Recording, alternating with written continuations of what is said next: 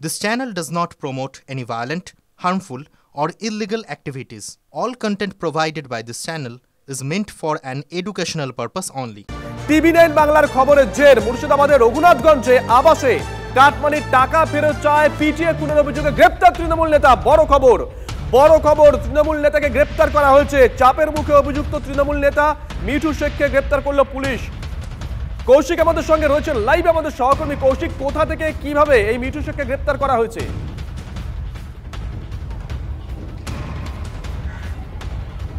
দেখো, এই রঘুনাথগঞ্জ থানা এলাকা থেকে কিন্তু এই মিঠু শেখ, লতিফ শেখ ওরফে মিঠুন শেখ, তাকে গ্রেপ্তার করেছে রঘুনাথগঞ্জ থানার পুলিশ। তবে কি কি ধারা দেওয়া হয়েছে সেটা কিন্তু এখনো স্পষ্ট নয়। পুলিশের সঙ্গে আমরা যোগাযোগ করলে পুলিশ জানায় যে তাকে যে সময় মারা হয়েছিল তারপর মৃত্যু হয়েছে আজকে। সেই অর্থে কিন্তু যে পুলিশ যে মেরে ফেলার অভিযোগ, সেই ধারা কিন্তু এখনো পর্যন্ত দেয়নি, এমনটা কিন্তু ইঙ্গিত দিচ্ছে পুলিশ আধিকারিকের সঙ্গে আমি যোগাযোগ করেছিলাম। তবে এই ঘটনার পর থেকে এলাকা কিন্তু শোকাহত রয়েছে। গতকাল সন্ধ্যার সময় কিন্তু তিনি যখন নামাজ সেরে ফিরছিলেন সেই সময় তাকে মারধর করা হয়। ঠিক কি ঘটেছিল আরেকবার জানো, কি ঘটেছিল?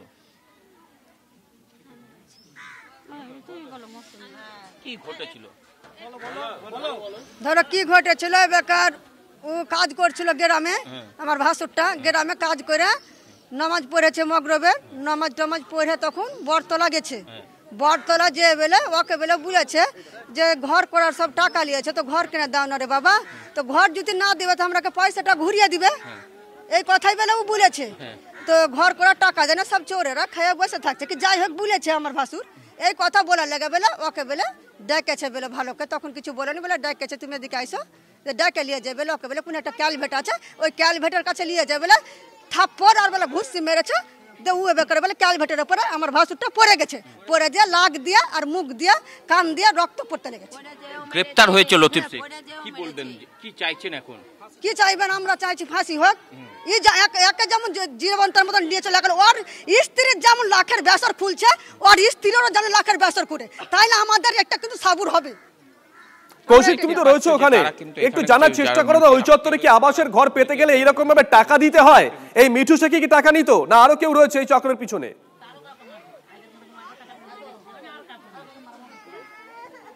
একদমই সেই কথা আমরা জানার চেষ্টা করবো যে আবাসের ঘর পেতে গেলে কি এরকম টাকা দিতে হয়? না, দিতে হয় না। এরকম কি টাকা দিতে হয় আবাসের ঘর পেতে গেলে কি এরকম ভাবে টাকা দিতে হয়? সবার বাড়ি বাড়ি টাকা নিয়ে যায়। কত টাকা করে? 2000, 3000, 4000, 5000 অবধি নিয়ে যায়। 5000 অবধি। মানে ঘরে ইনকোয়ারি করার জন্য নাম, হ্যাঁ, যে মানে যাদের বাড়ি যেভাবে গেছে তাদের কাছে সেইভাবেই টাকা নেওয়া হয়েছে। আমার কাছেও 5000 টাকা নেওয়া হয়েছে। আপনার কাছেও টাকা নিয়েছে? হ্যাঁ, গোপনে নিয়েছে। কে টাকা নেয়? মিঠু টাকা নেয় না আরো কেউ টাকা নেয়? 3000, 4000, 5000। হ্যাঁ, মিঠু না, মিঠু সবাই আছে, শুধু মিঠু নেই। আমাদের গ্রামে যারা নেতৃত্ব দিচ্ছে তৃণমূলে যারা নেতৃত্ব দিচ্ছে, যে সব লোকগুলো, সেই সব লোকগুলোই নিয়েছে। সবাই মিলে? হ্যাঁ, সবাই মিলে। মেম্বার কিছু বলে না? এখন যে নতুন মেম্বার হয়েছে সে বলছে যে আমি এসবের ভিতরে জানি না। এবার যারা প্রাক্তন মেম্বার ছিল তারা হয়তো জানে এই ব্যাপারটা, যেহেতু টাকাটা আজকে নেয়নি, হয়তো কাউরের কাছে নিয়েছে। যেমন সার্ভেটা অনেক দিন আগে হয়েছিল, 3 বছর 4 বছর আগে হয়েছিল সার্ভেটা। তারপরে রিসেন্টলি সার্ভে হলো, তখন টাকাটা নিয়েছিল। এখন রিসেন্টলি সার্ভে হলো তো টাকা নাই, এখন এই টাকাগুলো নিয়েছিল। এবার যাদের নাম নাই তারা তো অবশ্যই টাকা চাইছে যে আমাদের টাকাটা আমরা। কৌশিক, একটা বিষয় একটু জিজ্ঞাসা করুন, এই যে মিঠু যার বিরুদ্ধে অভিযোগ, সে তৃণমূলের কোন পদে আছে? তৃণমূলের অন্যান্য নেতৃত্ব যারা আছেন, স্থানীয় জনপ্রতিনিধি যারা আছেন, তারা কি জানতেন যে মিঠু এভাবে টাকা নেয়?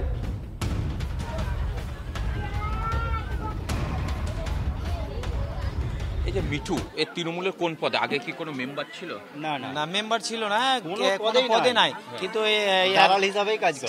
ঠিকাদারি করে, অ্যাকচুয়ালি দালাল হিসাবেই কাজ করে। দালাল হিসেবে কাজ করে তৃণমূলের? হ্যাঁ, তৃণমূলের দালাল হিসেবে। হ্যাঁ, তুমি দেখছো শুভজিৎ যে এলাকায় কিন্তু তৃণমূলের দালাল হিসেবে পরিচিত বা তৃণমূল নেতা, অর্থাৎ তোলাবাজিটা যেন কোথাও যেন এদের কাছে যে জল ভাতের মতো ব্যবহার হয়ে গেছে, এবং সেখানে প্রত্যেক বাড়ি থেকে কিন্তু কম বেশি করে যারা পাওয়ার যোগ্য সেই সব জায়গা থেকে কিন্তু টাকা তোলা হয়েছে, এমনটাই কিন্তু অভিযোগ উঠে আসে শুভজিৎ।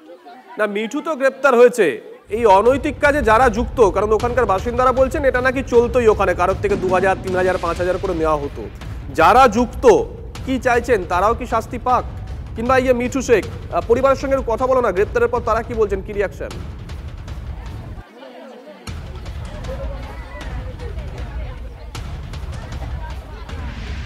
এই যে গ্রেফতার হয়েছে লতিফ, কি বলবেন?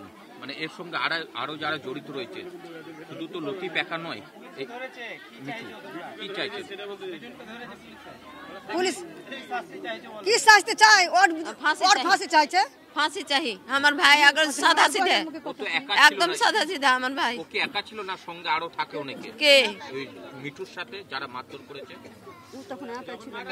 তখন একাই ছিল মারটা যখন হয়। হ্যাঁ হ্যাঁ। এই যে টাকা যারা তোলে তাদের সঙ্গে কি আরো মিঠুর সাথে লোকজন থাকে? ওর সাথে ছিল আরো 4-5 জন ছিল সাথে ছিল, যখন টাকা নেবার সময় তো ছিল 4-5 জন। আর হ্যাঁ, তাদেরও কি সাজা চাইছেন? কৌশিক, বড় খবর নিঃসন্দেহে, এই খবর বড় খবর, নজর থাকবে আমাদের নজর থাকবে, নজর রাখো। আবাসে দুর্নীতির কাটমানির বিরুদ্ধে এবার সরব ভরতপুরের তৃণমূল বিধায়ক। দেখুন, যারা বিজেপি বিধায়ক আছেন কিংবা বাম নেতৃত্ব, কংগ্রেস নেতৃত্ব যারা আছেন তারা তো সরব হয়েছেনই। তৃণমূলের বিধায়ক, ভরতপুরের বিধায়ক হুমায়ুন কবির, তিনিও সরব হয়েছেন। তিনি বলছেন কিছু স্বার্থান্বেষী মানুষ দলনেত্রীর নির্দেশ অমান্য করে এখনো টাকা তুলছে। যে এই খুন করেছে তার কঠোর শাস্তির দাবিও জানিয়েছেন হুমায়ুন কবির। আমাদের মামাটি মানুষের নেত্রী গত 4 বছর ধরে কেন্দ্রের কোনো শেয়ারের টাকা, আবাসন প্রকল্পের কোনো শেয়ারের টাকা পাননি। এখানে কিছু স্বার্থন্বেষী মানুষ দলের বিরুদ্ধে গিয়ে, নেত্রীর নির্দেশের বাইরে গিয়ে, জেলার প্রশাসনের তক্কা না করে যারা ব্যক্তিগত স্বার্থে এই টাকা তুলছে, তাদের এই টাকা তোলার বিরুদ্ধে, এই টাকার প্রতিবাদ করতে গিয়ে যিনি খুন হয়েছেন সেই খুনির বাড়ির পরিবারের লোকদের প্রতি আমি সমবেদনা জানাচ্ছি এবং যে এই ঘটনায় যুক্ত তার কঠোর শাস্তির দাবি করছি।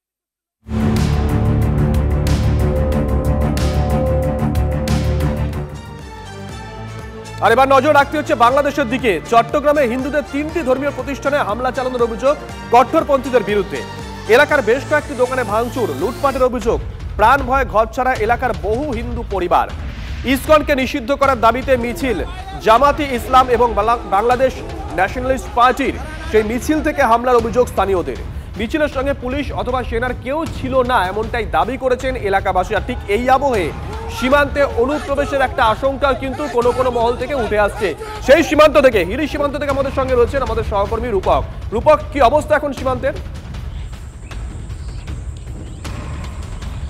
একদমই দেখো, হিলি সীমান্তে এখন কিন্তু বাড়তি নজরদারি চালানো হচ্ছে বিএসএফ এর তরফ থেকে। কারণ গত আগস্ট মাস থেকে বাংলাদেশের যে উত্তপ্ত পরিস্থিতি তৈরি হয়েছে তারপর থেকে কিন্তু এই সীমান্ত এলাকায় রেড অ্যালার্ট জারির পাশাপাশি কিন্তু বিএসএফ এর তরফ থেকে বাড়তি নজরদারি চালানো হচ্ছে। বর্তমানে যে পরিস্থিতি রয়েছে সেই জায়গা থেকে অনুপ্রবেশ হওয়ার সম্ভাবনা প্রবল রয়েছে। কারণ দক্ষিণ দিনাজপুর জেলায় প্রায় 250 কিলোমিটার এই বাংলাদেশ সীমান্ত রয়েছে, যার মধ্যে এখনো পর্যন্ত প্রায় 30 কিলোমিটারও বেশি কিন্তু উন্মুক্ত রয়েছে, যেখানে কাঁটাতার নেই।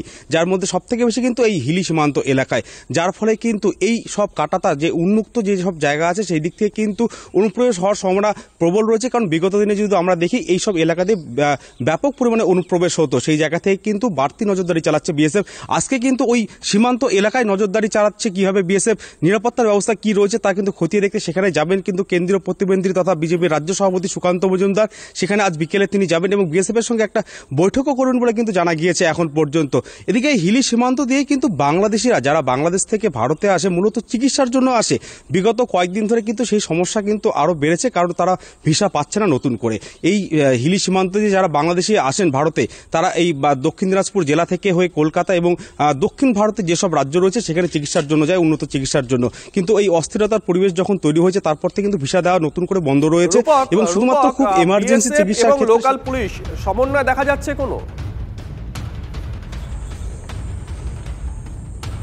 একদমই বিএসএফ যেরকম সীমান্তে নজরদারি চালাচ্ছে, পুলিশের তরফ থেকেও কিন্তু বাড়তি নজরদারি এই সীমান্তবর্তী সব এলাকা রয়েছে, হিলি থানা মূলত, সেই এলাকাগুলোতে বেশি করে পেট্রোল যে ভ্যান আছে রাতের বেলা সেটা নজরদারি চালানো হচ্ছে।